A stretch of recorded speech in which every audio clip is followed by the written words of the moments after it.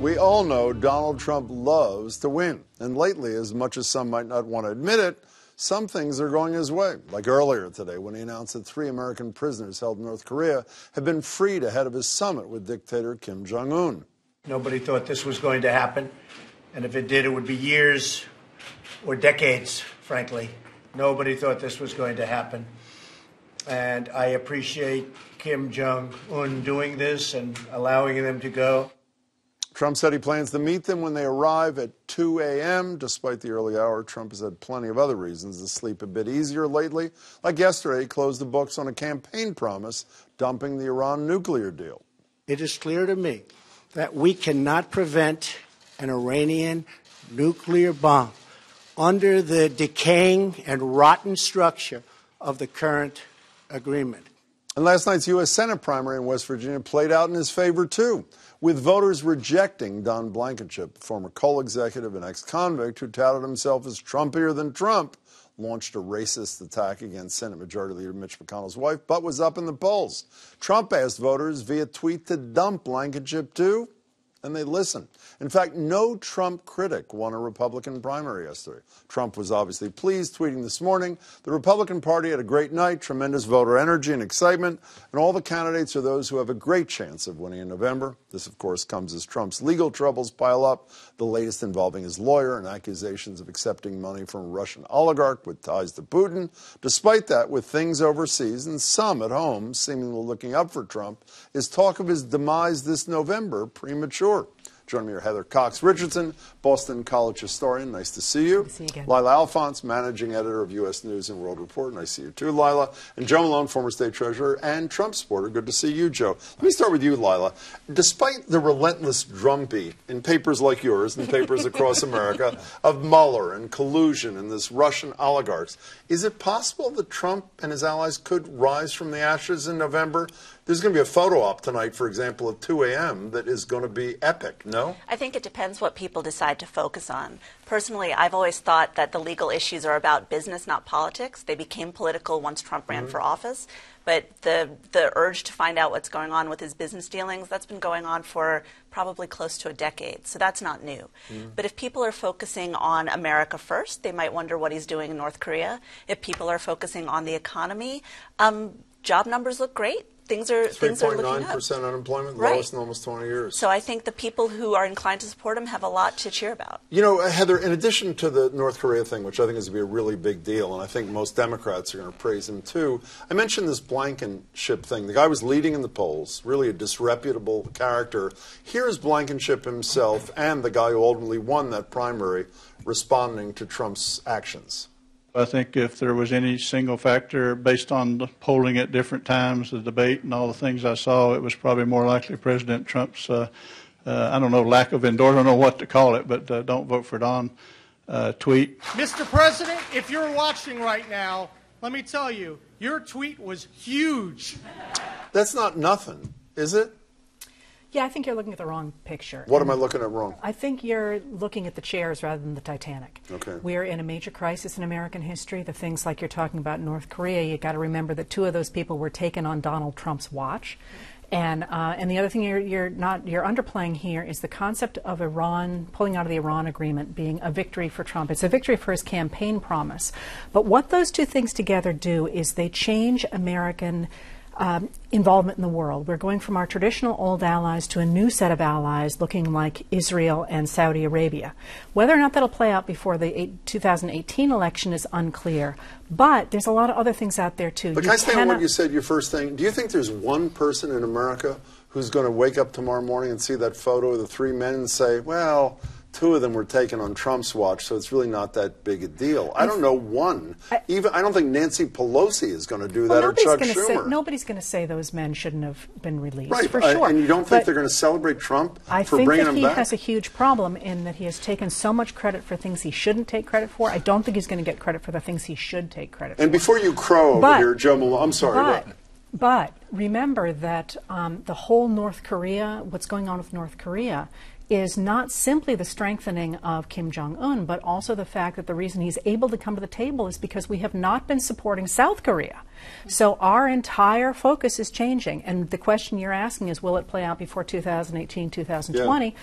Maybe, maybe not. But we are in a major American realignment. The question is whether or not voters will see it. Speaking of major realignment, to use Heather's term as well, I know you're excited by at least some of what I said a couple of minutes ago. Incumbent Republicans who are running for higher office got crushed yesterday, which would, I think, almost without exception, which would suggest that those who are running for re-election in an attempt to keep the House Republican are in for a pretty tough time come November, well, no? If you look at history, I mean, the off-year elections, those who control the White House always get croaked. Obama, his first off-year election, 63 seats he lost in the House. So it's expected. If it doesn't happen, but his presidency's virtually over if the Democrats take the House. Well, he's going to hang on to the Senate.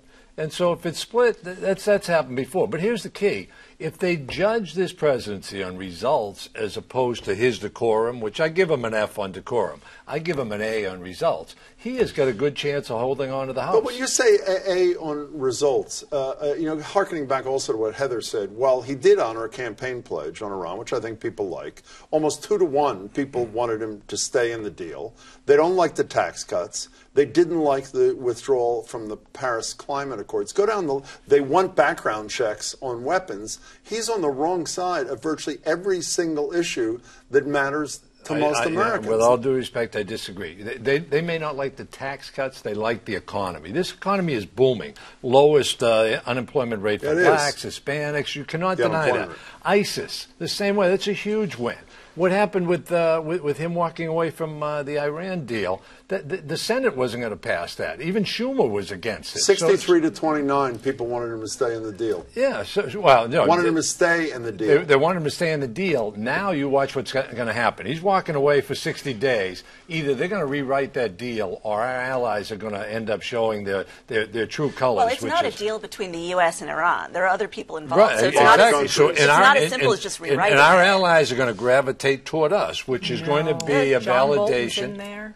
How much? Can we get to another issue? How much are the record number of women running this round? How much is that going to affect what happens in November? Well, women aren't a monolith, for one thing. So I don't think that you can just say just because they're women, the whole tide is going to change. Certain issues that perhaps women are more focused on really cross the political line. They're not just all progressive issues. I think it's a big deal, though, to have that many more women running. Out of 18 races yesterday, 16 had at least one woman running in it. But to respond to, I don't know if this directly responds to your monolith issue, almost 2-to-1 women without college educations voted for him. Mm-hmm. They've fallen out of love with Trump in record numbers. Mm-hmm. That monolithically has great potential to have an impact come November, too, right? But those same women won't vote. They didn't vote for Hillary Clinton just because she's female. Right. So I think you have to wait and see how it plays out. There are more Democratic women running than there are Republican women, and that may have to do with the fact that Republican men have controlled a lot of different offices across the country. Can I get back to your notion about I'm missing the big picture? I don't have polling, and I miss lots of pictures, by the way. So there's no reason I couldn't miss this one. I look at the big picture. Do you not think that the American people are beginning to suffer from Mueller fatigue as well? No, I do not. You think they're focused on this thing? So it's summer. People are not watching the day-to-day stuff going on.